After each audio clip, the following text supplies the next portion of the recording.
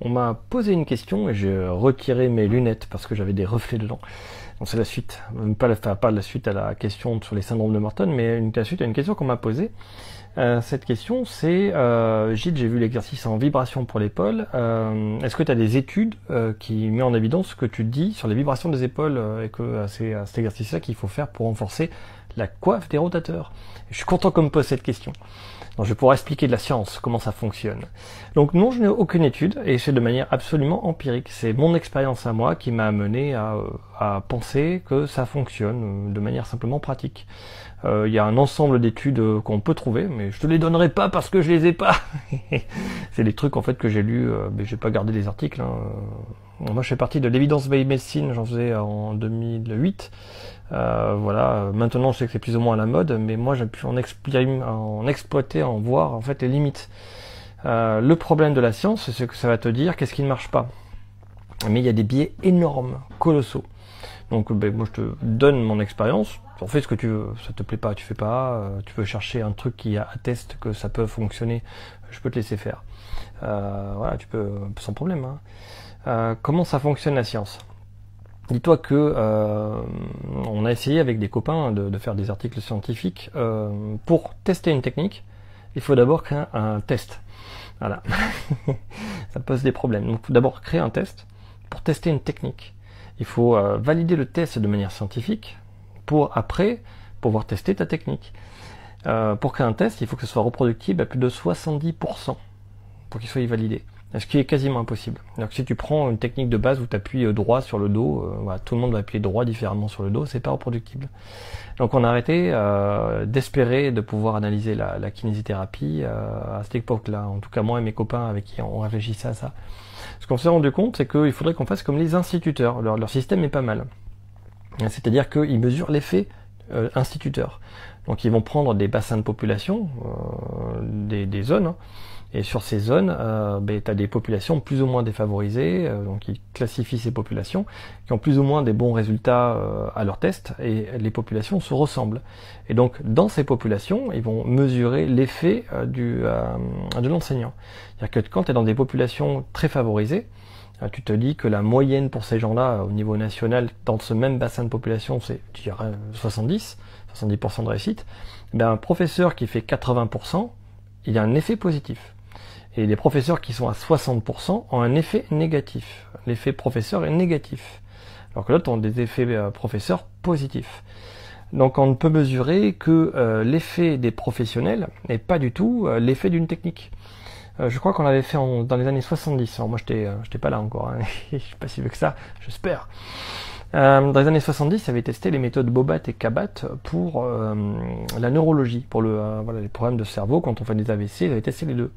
Et c'était un non-sens logique. C'est-à-dire que ils avaient fait, voilà, certains kinés faisaient Bobat, d'autres Kabat. Et on regardait les résultats qu'on avait sur des signes à peu près identiques de patients, des problèmes à peu près identiques, les mêmes types d'AVC. Et bien, il y avait un écart interprofessionnel qui était colossal. Ils ont pris les meilleurs, ils les ont mis là. Toi tu fais Bobat et toi tu fais Kabat. Bobat ça cartonnait. Et après ils ont inversé les groupes et Kabat ça cartonnait.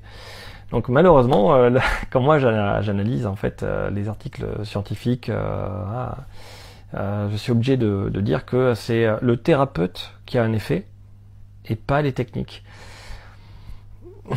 Alors moi je te montre mes techniques à moi qui fonctionnent parce que moi je les explique à mes patients. Voilà. Il y a plein de manières différentes d'y arriver, hein. Il n'y a pas que la mienne, hein.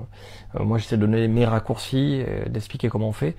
Franchement, le truc principal qui va te permettre de progresser quand tu es professionnel de santé, c'est d'être curieux et d'essayer. T'essaies, tu regardes.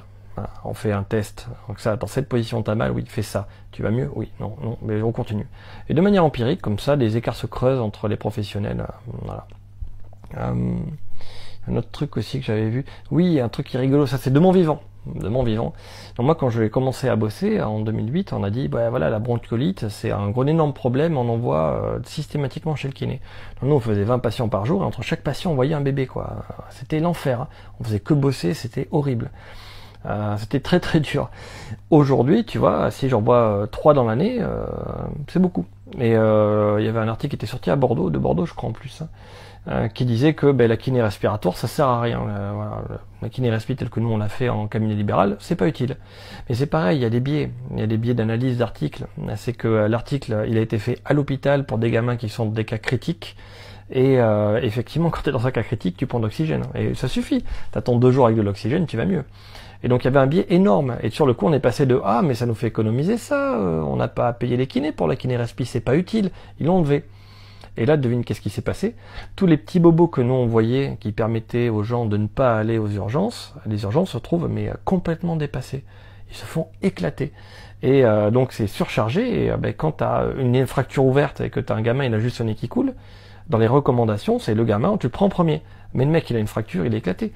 J'exagère, hein, je suis pas gentil, je sais pas comment ça marche. Mais sur le coup, on est revenu en arrière, on a fait non, la kiné respiratoire, on va la garder. Hein.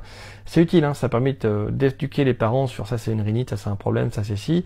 Et sur les problèmes qui sont intermédiaires, où on n'a pas besoin d'oxygène, où c'est pas grave, il n'y a pas de balancement abdominal, le gamin est pas en danger, on va essayer de le gérer, de le manager.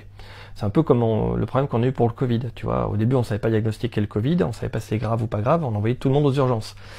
C'était plein, et après on avait un problème logistique. Alors après, au fur et à mesure, on a appris à soigner mieux cette maladie, à identifier vraiment si c'est ci ou ça, et on a pu faire des SAS. On a aussi doublé la quantité de lits, tu vois, où on pouvait accueillir les gens.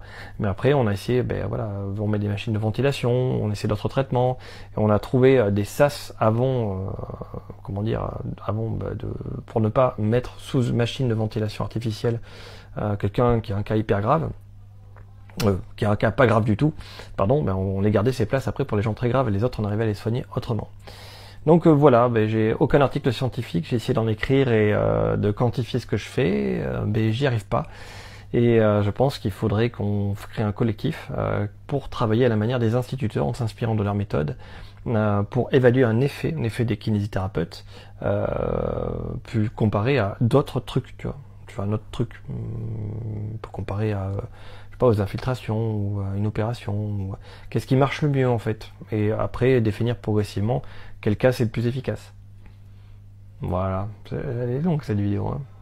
Bref, je pense que personne va la regarder, mais c'est pas grave, ça me fait plaisir de parler de ça.